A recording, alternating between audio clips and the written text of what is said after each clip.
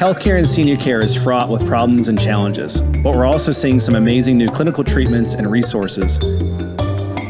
This show will help illuminate and uncover the good, bad, the ugly in order to equip patients, families, and other healthcare providers. Welcome to Senior Care Confidential. Hey, Joe, how are you today? Good, Brian. How are you doing? Good. So we've been talking a lot. I talk all the time about frailty and senior care, and so we got recently introduced to a new friend of ours named Chad Hubbard. He's recently produced an audiobook designed to help families who are facing a lot of the similar stuff that you and I get to see every day. And so we have Chad today. Welcome to the show. Thank you. We're so glad you're here. Oh, excited to be here. So give us a little bit of your background. So I know you did some hospitality work and then you moved into assisted livings and now you run a larger one right here, not too far from down the road. Yeah. My background, I came from the food and beverage route, food and beverage hotels, restaurants over into senior living. And I've been in senior living since about 2017. Got my start in senior living in the residential care home model. My dad and I, went into business together and had several homes in the DFW area. And then food and beverage, hotels, assisted living, kind of got to where I am now over in University Park at the Preston of the Park Cities. And it's hotel feel. Yes. With great food and beverage and assisted living and memory care. Yeah. And so I think that we were talking about before the show, part of the impetus for doing this book was you were getting a lot of similar questions like we do too. Mm-hmm. And I think you were initially you did like just a frequently asked questions kind of a handout and you're like, okay, this is getting much bigger. These questions keep coming up more and more and more. And so you just decided from there to create an audiobook for it. Exactly. Yeah. I, working with families, working, through the community on, touring families, touring, different people in and around the community, I found myself answering very similar questions often. Yeah. And to the point where it kind of became a talking point of, I wish there was a book for this, or, you would talk with a family about, certain aspects of their needs. And, I always kind of equated it back to, we were talking about children earlier and how, there's a book, What to Expect When Expecting, about when you have children. Yep. And I had the idea that there wasn't this for the other end, the other end of the spectrum. And so the one page, paper turned into a short guidebook on how to navigate choosing the right assisted living community. Oh, that's awesome. Okay. Because, they're overwhelmed. A lot of times these patients are in the hospital or they're in rehab and they can't go back home. Mm-hmm. And so they don't really have any other option. They can't afford round the clock care. So they're told, we've got to go to an assisted living and you got 3 days to figure it out. Mm-hmm. So what is the number one question that people ask you that you have in this book? What would you say? I think the biggest question, is kind of what does the day look like for, mom or dad or whomever the resident could be? What does the typical day look like? And I think that's a lot of, what sparked the interest of the book was, the questions that they're asking are broad, and we want to really, hone in on certain aspects of it. But I hear all the time, what does the typical day look like? So share with us, what is a typical day at the Preston? Typical day at the Preston. The best part of it is no 2 days are the same. We're going to have, breakfast, lunch, dinner, on our, which is kind of, most of the highlights for all of our residents. But another thing that we do so differently that sets us apart in the industry, in my opinion, is that we provide extraordinary programs. We took our memory care group to the Texas State Fair 3 times last year. And my comment to my team was, I didn't make it once. And we had our entire, group of memory care to the state fair 3 different times. We'll do things. Wild. And so we were talking before too, because I'm familiar with your community. They also do, I think it's called, is it Extraordinary Moments or something? Extraordinary outings. There you go. So they'll take them like several hours away. Mm-hmm. Maybe think about it. These are memory care folks. Mm-hmm. And so it becomes like this whole family, like outing, for a couple of days, whatever. And you just don't see that with memory care. You don't see it. And just today, we partnered up with the local Dave and Buster's here, and we send our our residents from memory care over there, and they really enjoy driving the race cars, getting on the motorcycles, right, doing the things on the game format that they may not be able to still enjoy. Virtual reality. We have a program called Engage VR where we can take a resident on our second floor, put virtual reality on them, and take them back to the address they grew up in, right? We could take them back to Hawaii. We could take them back to East Texas, to their home they grew up in. Wow. And they could see their home. They could see the street they grew up on. Or we can type in other, destinations and take them to the beach. We did a big Italy, where we did a bunch of Italian food and Italian wine and submersed, our community room into the Italian vibe and put some virtual reality up on and made the residents feel like they were in Italy. I mean, That's just very cool. Extraordinary programs. That is cool. Well, I know I've eaten at the Preston and it was delicious. And one of the questions or complaints that I get from residents that I've worked with is, Joe, the food is terrible here. So I know I put myself through nursing school in fine dining, and I learned a lot about the customer service, working in fine dining. And I know you've done the same. So how do you address the fine dining aspect and the meals in your book and the questions that they can ask? Yeah. Going back to the book, there are many things that throughout the day that the residents look forward to. Breakfast, lunch, dinner is a big piece of their social life of, where do we sit in the dining room? Who are we going to sit with? Right? These fun things that they look forward to. One of the questions in the book is I encourage families to go sit down and eat dinner, eat lunch, show up kind of unannounced, right? See how the community really is living. Kyle and our dining team, he came over from a hotel during COVID to the Preston. He was over the Four Seasons in Las Colinas. And so he's got that food and that hotel background as well. But I would really encourage the families to not just look at the menu and say, oh, the menu looks great. And the font, is proportionate, everything looks great, but really sit down and see, look around, see what the servers are doing, right? Just like we would in a restaurant, right? How are they interacting? Whose water glass is empty? Why is it empty? How many servers are on the floor? What's really going on in the restaurant? You can pick up on things. You can pick up on things that are leadership driven, right? Issues just from watching how food comes out of the kitchen. What is one thing that families typically overlook? Is it that? Is it this kind of sitting and observing? What would you say? I think one thing that is highly overlooked, I think a lot of people are driven towards food, right? Food and programs, activities. I think a lot of families have that knowledge. Go look for these things. Yeah. I think some other bigger issues are how long has the executive director been there? How long has the resident care director been there? Those are my first two chapters in the book, right? How long have I been there? And I talk all about, kind of my struggles or, kind of where I came from in it on, you can walk into a place and you can feel if the leadership is present, right? And I think all communities have, great days and not so great days, but you're going to see how often that resident care director is available. You're going to be able to walk through the community on the tour and see, is the hair groomed on the residents? Are their teeth brushed? Are their fingernails done? You can see, right? Are they in pajamas at 11 o'clock? These are red flags. So I think my first two chapters of how long has the executive director been there and how long is the resident care director and how available are they are two huge pieces. Do you address after hour pop-ins? Have you talked about that in the book? I don't talk much about after hour pop-ins as far as just visitation. Great segue for a second book. We could do another one later on that, but I don't really address any of the after hours pop-ins. No. I mean, that's what I share with families that I work with is go by and check things out after hours. And I've had situations where I've gone to check on a client and the building will not let me in. And that's really sad. I mean, that's our client's home. And so that, to me, that's important, that when can I come by? Am I able to come by anytime? Yeah. Is it open door?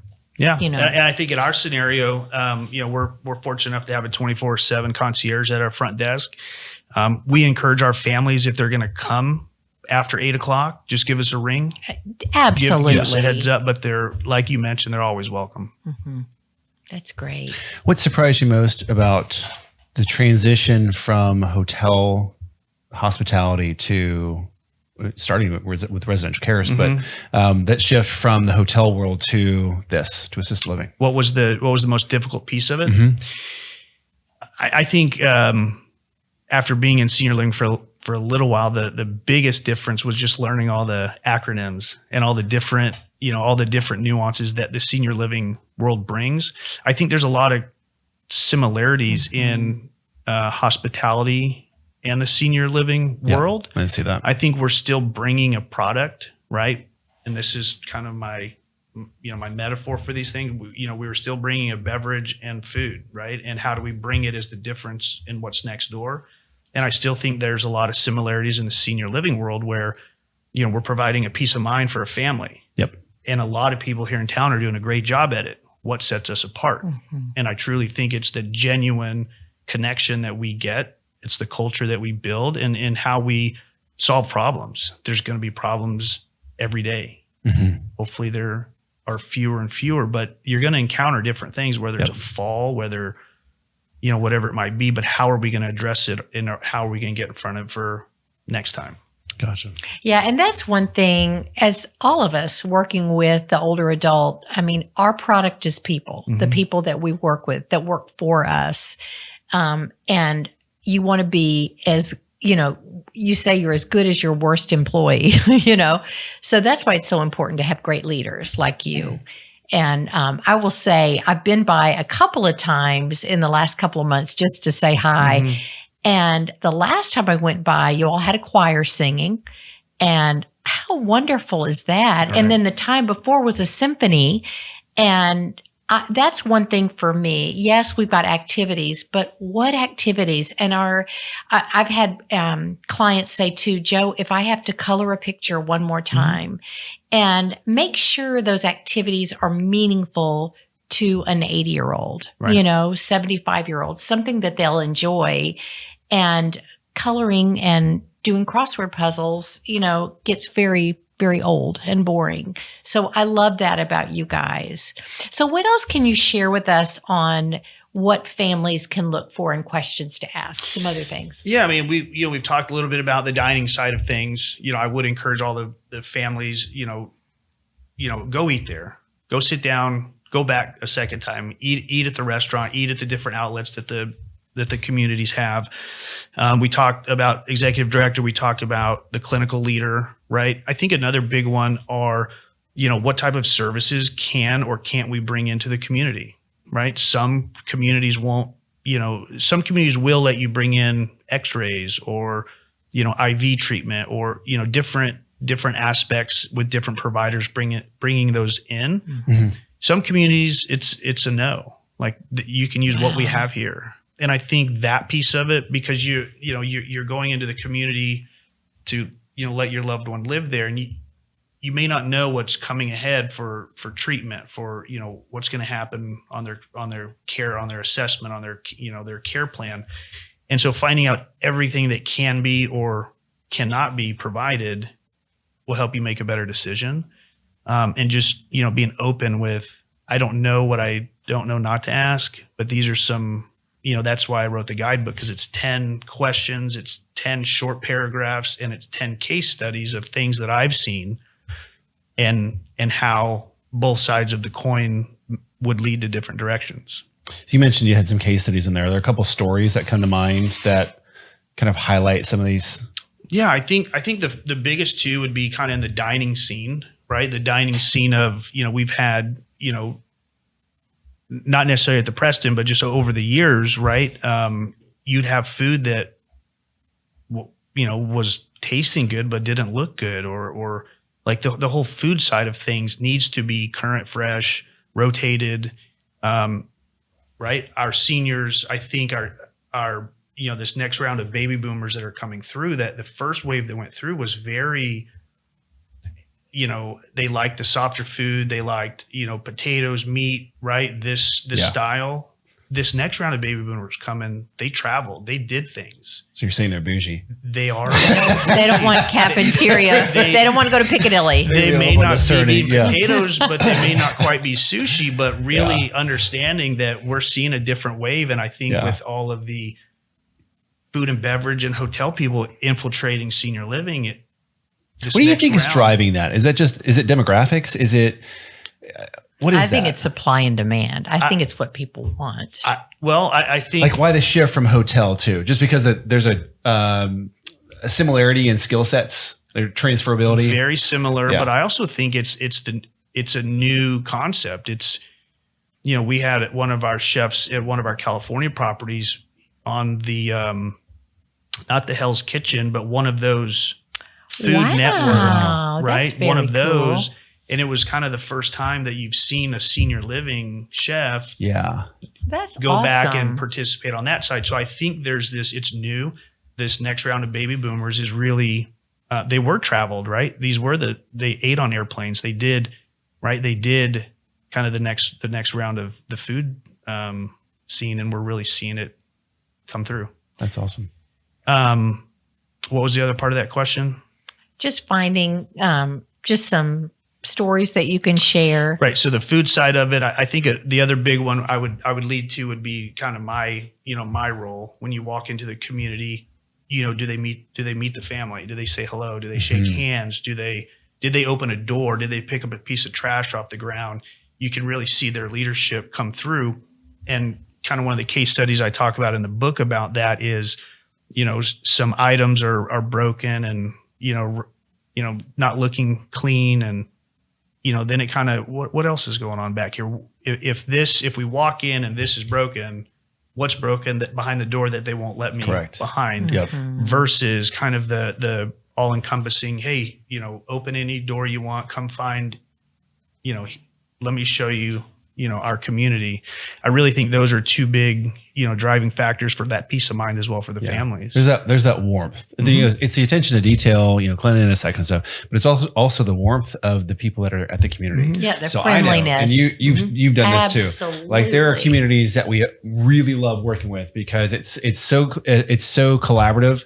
They're so warm and friendly. The directors of nursing or the resident care directors are lovely people, and they're just easy.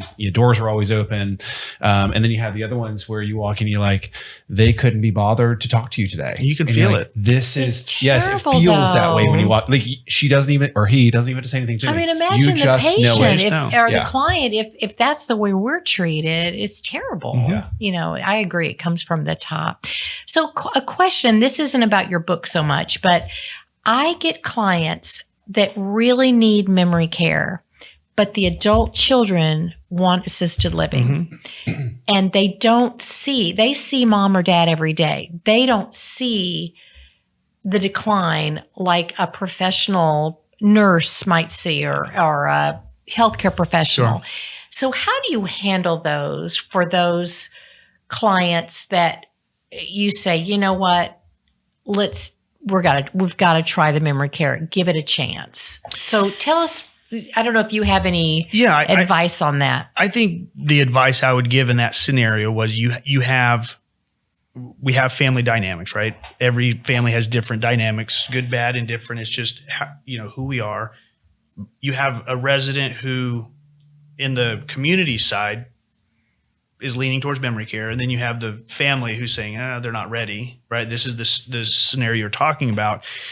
My advice would be, whether they're living in a community or they're living at home, just really having that partnership with the family and giving them the observations daily and really saying that this is what's going on. This is what we observed.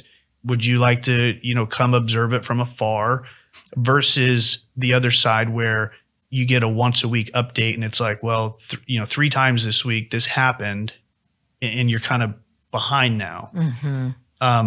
Being honest with the families, I think, provides much more support and trust than, trying to, hey, they're fine in the assisted living world, right? And then maybe they're now exit seeking and now they're in assisted living, but they've walked out of the community and they're turned around, and it's a whole different scenario than saying, hey, family, mom, dad, is showing some signs. Would you like to come be a silent observer and watch at lunch what happens?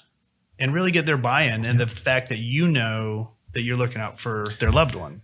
My feeling and my observation, correct me if I'm wrong, because I work a lot with assisted livings and memory cares, it seems like on the assisted living side of it, it's the caregivers kind of let them choose whatever activities. And the activity might just be, I just kind of want to hang out in my recliner today, right?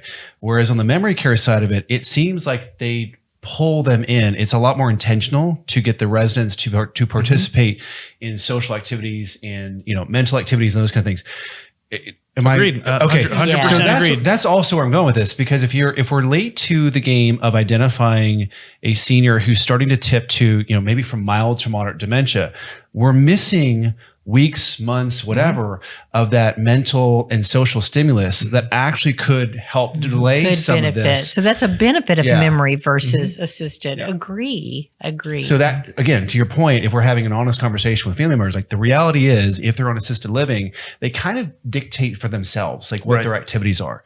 Versus in memory care, like we're pulling them into doing these things because we know how much the brain needs that extra stimulus. Sure. And so that could be a nice. And I think you guys have a bridge program. We do not? have a bridge Yours- program, and ours is tucked under our assisted living. And this is going to be a program where we've identified our residents, or residents have come to us for the program, that they're in a mild cognitive decline. Mhm. They're not quite exit seeking, but they maybe can't put, the itinerary for the day that says 9 o'clock, this program with a clock in a room, and Yeah. they can't quite, put everything together. This is going to be a group that we're going to put together with a community life associate, Okay. and that associate's going to help them navigate the day as a group. So we can think of it as almost like a day program A day program within the community. Within the community. Okay. We, talk about this being like a little busy beehive, right? And they just kind of do the day together, and they'll do different programs. They'll do lunch together. So then Okay. when they look up and they might be confused, they can see, their friends that are close and kind of gravitate back towards them Yeah. versus start to isolate and maybe go back up to their room. Gotcha. So, okay, here's another question that I've gotten from a resident that's in an assisted living right now, and she's very upset, precious person. But she says they're cliques, that the women are cliquey. And she went to sit with a group, and they said that seat was saved, and it really hurt her feelings. So how do you address that so that newcomers can make friends and get acquainted and feel a part of things? Because that would be hurtful. It would be very hurtful, and I would be, not truthful if I said that didn't exist in our community. We do have, pockets of where people like what they like. To combat that, we've put we have a resident council, and on that council, we have a welcoming committee. So what we'll do is have these residents do dinner or lunch a couple times a week with the new resident to help them acclimate to the community, help them find new friends.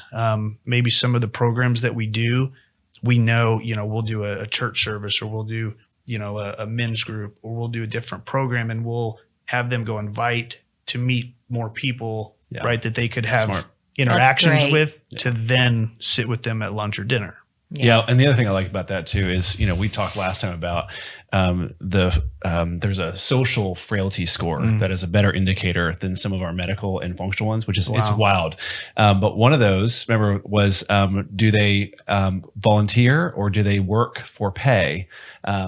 In their retirement years, because there's something about that value that you're providing somebody else. And so for those folks that are on the residential care, I think the that residential is council, awesome. it actually serves as that. So I'm sure they feel great They are. about being on that Yeah. in that kind of a And it position. gives them purpose. Yes, And, you got something to do. So it helps all around. Helps That's all great. around. Yeah. It helps all around. And we'll find different, tasks throughout the day. Maybe somebody in our bridge program is, maybe they're having an off day. We'll find another director or somebody that they can go work with, and we'll sit down in my office, and we'll bring the resident and we'll give them a stack of papers and say, hey, we need find them something to keep their dignity, feel engaged, and feel empowered. Yep. That's awesome. So, Chad, if somebody wants to hear your book, tell us how we can get that. Currently, it's an audiobook currently only. In the next few months, I'll get it published. It's kind of the next task I need to get done With all your free time. With all my free time, yep. But it's on Amazon. You can find it on Audible. It's on Barnes and Nobles. It's on several different websites. I would think the two larger ones would be Amazon and Barnes and Nobles. Choosing the Right Assisted Living Community, a guide for families, or you can simply on Amazon search Chad Hubbard, and it'll the only Chad Hubbard author right now. So, So how long does the book? How long does it take to hear the whole thing? it's a 47-minute read on Audible. Wow, so it's that's a short. great. It's a short. It's a guidebook. So it's they a could guidebook. listen on their way to the Preston. We could. No, I yeah. was thinking they could be, because it usually happens in crisis mode. It never, I shouldn't say never. It is rare when we're working with a resident, we're like, hey, or patient, we're like, hey, we're starting to look like we need some, round the clock help here. The family members usually want that one final confirmation, fall, hospitalization, whatever, before it happens. So usually like they're having to manage this like in the middle of a crisis. So I was thinking like getting it in the hands of discharge planners at the hospital, because they're going to be there for a couple of days anyway, while they're kind of figuring out what the next level of care is or whatever. And so that might be a good. That's a You great know how they idea. used to have that elevator music? That's They a could just great play it idea. at the hospital. Well, Audio. yeah. Yeah. the awesome. case manager's The office. music. Yeah, the music. Chad, this was great. And I will say I love the Preston. I have not listened to your book. I'll be honest. I've been busy, a little bit busy too, but I can't wait to hear it. And I will recommend that for my clients looking for assisted living and memory care. And memory care is hard. To go from home to memory is hard, but the benefits of a place with great food, great activities, great programs. I'm so glad you're doing what you're doing, leading Thank such you. a great team. Yeah. Thank you. Yeah, it's been great to have you. Thank you for the insights and the stories and the things to look out for. And I'm looking forward to recommending the book as well. Very exciting. Thank Thank you. you, Chad. Thank you.